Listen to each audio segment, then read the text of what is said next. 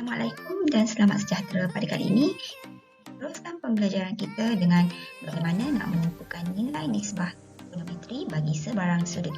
Baik, kaedah yang pertama, paling mudah iaitu menggunakan kalkulator. Ini dengan menggunakan kalkulator. Tekan saja kalkulator, anda akan dapatlah nilainya.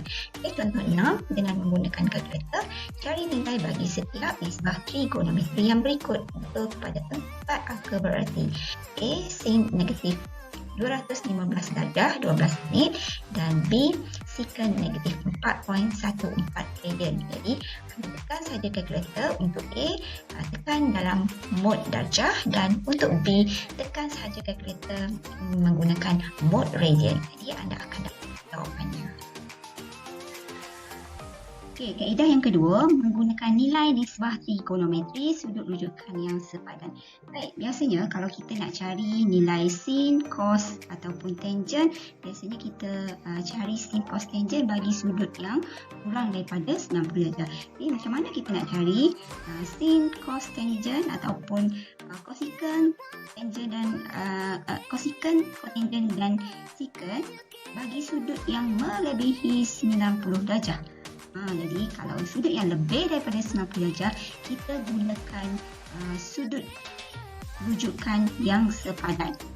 Baik, tengok yang pertama, sekiranya sudut itu berada pada sukuan kedua, jadi melebihi 90 darjah. Okey, sudut yang berada pada sukuan kedua, kita akan gunakan sudut rujukan yang sepadan. Jadi kita nak mencari sudut ini yang sebenarnya, sudut theta ni. Jadi kita gunakan sudut rujukan yang sepadan. Jadi sudut rujukannya adalah nilai yang bertanda alfa. Alfa sama dengan 180 tolak theta. Baik, bagi sudut yang berada pada sukuan ketiga, sudut rujukannya kita ambil nilai alfanya di sini. Itu untuk dapatkan nilai alfa, theta tolak 180, dan bagi sudut yang berada pada sukuan keempat, sudut rujukan yang sepadan berada di sini, itu nilai alfa. Jadi alfanya ialah 360 tolak theta. Jadi kalau saya simpulkan balik, untuk dapatkan sudut rujukan, bagi sudut yang berada di sukuan kedua, sudut rujukan sepadannya di sini. Bagi sudut yang berada di sukuan ketiga, sudut rujukannya di sini. Sudut yang berada di sukuan keempat di sini. Bagi sudut yang berada di sukuan pertama, tak ada masalah lah, hanya ambil sudut yang asal. Baik, setelah kita dah ada sudut rujukan, kita perlu tentukan sama ada nilai tadi positif ataupun negatif. Jadi anda kena ingat gambar rajah di sebelah kiri ni. Okey, saya tulis di sini, semua suka tengok kartun. Ini kaedah nak ingat.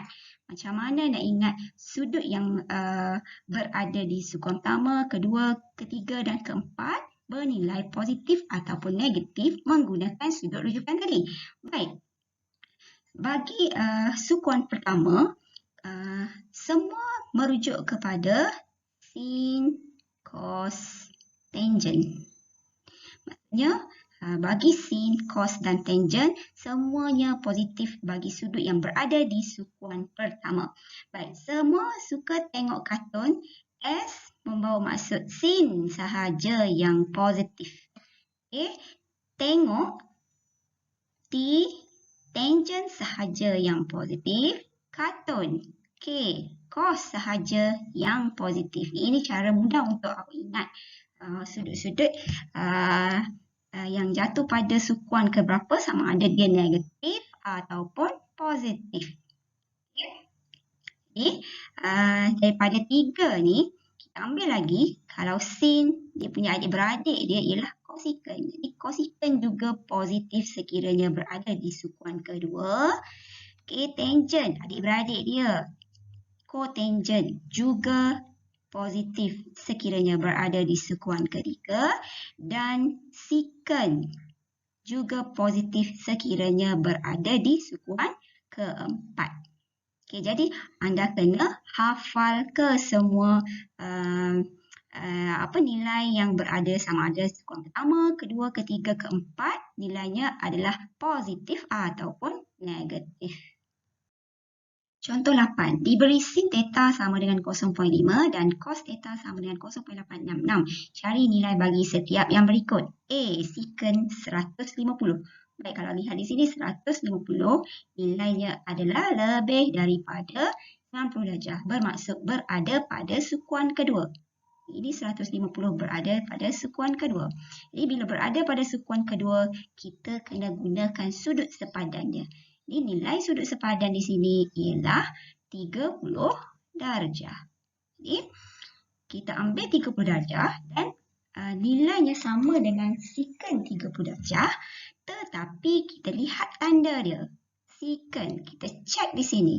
Kalau berada pada sukuan kedua, secant adakah dia bernilai positif ataupun negatif?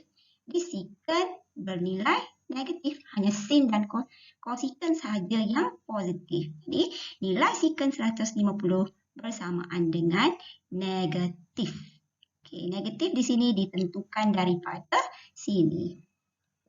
Okey, negatif secant 30 darjah. Jadi secant, kita ingat balik secant adalah 1 per cos. Jadi sama dengan negatif 1 per cos 30. Cos 30 ambil daripada nilai yang diberikan daripada soalan dan tekan kalkulator akan dapatlah jawapan dia. Baik, B secant negatif 13 per 6 pi. Okey, pertama sekali kita tukar dahulu 13 per 6 pi daripada sudut dalam darjah, daripada radian kepada darjah, iaitu 13 per 6 pi darab 180 bahagi dengan pi akan dapat negatif 390 darjah. Jadi negatif, sudut yang negatif bermaksud dia sudutnya adalah pergerakannya daripada arah jam.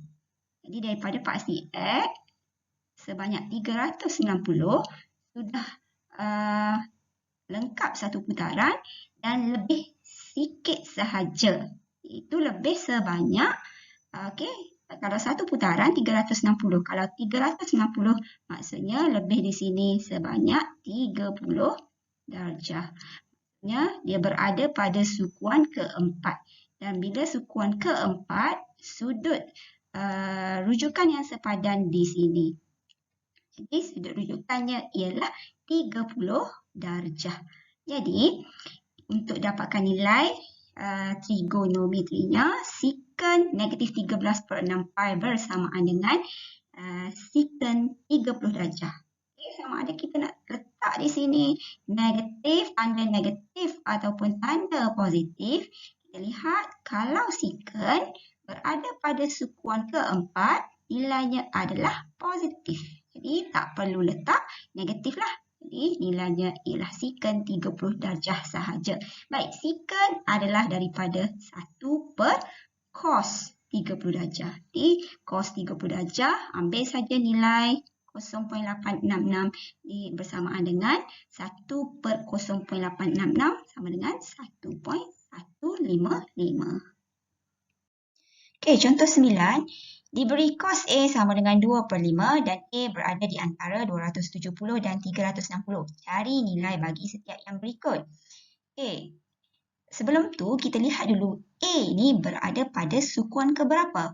Okey, bila dia nyatakan A tu ialah berada antara 270 dan 360, maksudnya A berada pada sukuan keempat. Jadi sudut yang kita nak cari ialah sudut besar ni, sudut cakap ini. Jadi bila kita nak mencari sudut ni, kita mesti gunakan sudut rujukan yang sepadan. Jadi bila berada pada sukuan keempat, sudut rujukan sepadannya di sini. Baik, tengok gambar rajah ni. Okey, sudut rujukan yang sepadan ini sebenarnya boleh membentuk sebuah segitiga. Okey, segitiga bersudut tegak. Dan segitiga ini kita boleh tentukan nilai sin, cos dan tangent berdasarkan rumus yang kita dah belajar sebelum ini. Jadi untuk dapatkan tangent A, awak kena dapatkan dulu nilai CB. Okey, AC dan AB anda dah dapat daripada nilai yang diberikan, iaitu cos A sama dengan 2 per 5. Cos ialah sisi bersebelahan bahagi dengan hypotenuse. Maksudnya kita letakkan nilai bersebelahan itu adalah 2 dan nilai hipotenus adalah 5.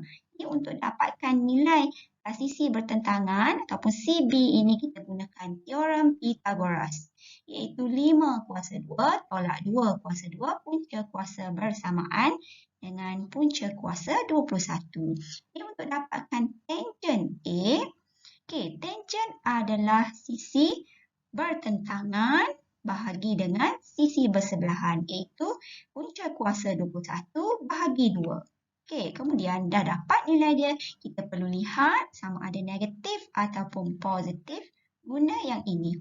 Jadi kalau tangent berada pada sukuan keempat, nilainya negatif kerana cos dan secant sahaja yang positif. Jadi letakkan negatif, jadi jawapannya negatif punca kuasa 21/2.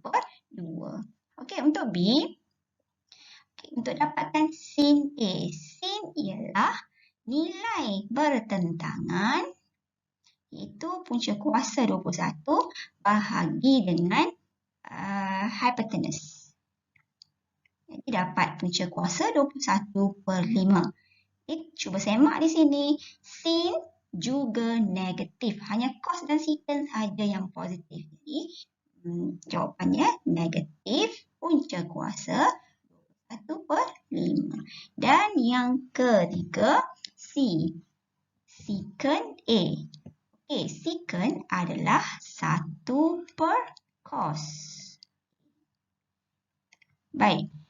Cos ialah nilai 2 sudah diberi di sini 2/5. Jadi sekiranya secant itu 1/cos. Maksudnya kita terbalikkan sahaja nilainya. Terbalikkan nilai daripada 2/5 akan dapat 5/2.